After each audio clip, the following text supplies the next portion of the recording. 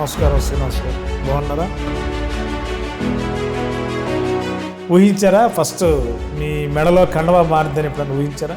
రాజకీయాల్లో వచ్చిన కాడి నుంచి ఇలాగ మార్పు అనేది వస్తుంది నా లైఫ్లో ఎప్పుడు అనుకోలేదు సార్.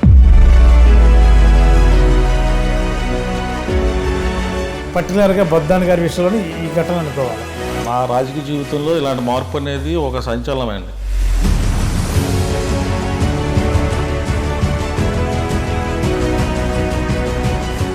ఎందుకని ఒకేసారి ఇంత మార్పు? కాంగ్రెస్లో ప్రయాణం చేశారు, వైఎస్ఆర్సీపీలో ప్రయాణం చేశారు. ఒక్కసారికి ఇంత బలమైన నిర్ణయం తీసుకోవడంలో మీకున్న ఆంతర్యం లేదంటే మీలో ఉన్న అంతరాత్మ మిమ్మల్ని ఏం ప్రశ్నించింది?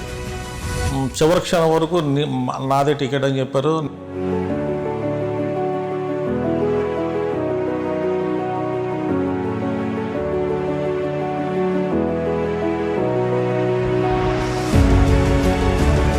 సార్ రోడ్ లేదు, డ్రైన్ లేదు, లేకపోతే పంప్ తాగడానికి ఒక బోర్ వేయించడని అన్నప్పుడు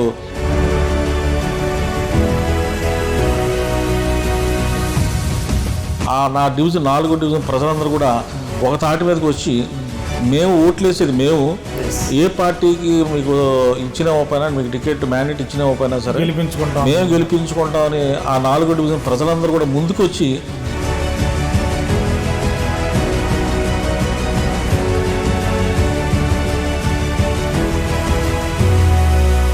అధ్యాయం అంతా కూడా ఆందోళన చేస్తేనే పదవులు వచ్చే అవకాశాలు ఉన్నాయా, లేకపోతే మీరు చెప్పిన ఆలా నాని గారు చివరి నిమిషం వరకు అనే పదం 2024 వరకు అదే చివరి నిమిషం వరకు అందరినీ అలా నడిపించుకుంటూ వచ్చి మీలాంటి వాళ్ళందరినీ పార్టీని మారే పరిస్థితికి చివరి నిమిషమే పార్టీ మారే పరిస్థితి తీసుకొచ్చిందంట.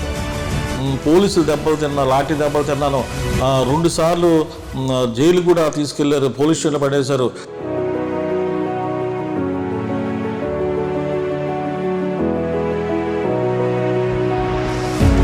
దౌర్భాగ్యమైన పరిస్థితి. నేను 5 సంవత్సరాలు చాలా మదన పడిపోయాను. జగన్మోహన్ రెడ్డి గారు ముఖ్యమంత్రి కావాలి అన్న కాన్సెప్ట్లో ఉన్నా. అయితే నాని గారు ఎప్పుడైతే వైఎస్ఆర్ కాంగ్రెస్ పార్టీలోకి మళ్ళీ వచ్చారో అప్పుడు నన్ను పార్టీ అధ్యక్షుడిగా తీసేశారు.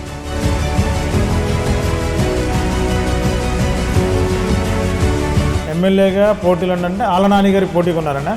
అంతేనండి. ఎమ్మెల్యే ఆస్పిరెంట్కి వచ్చే అవకాశం ఉంది. ఇంటింటికి గడప గడపకి వెళ్ళి ప్రచారం చేస్తారు మీరు.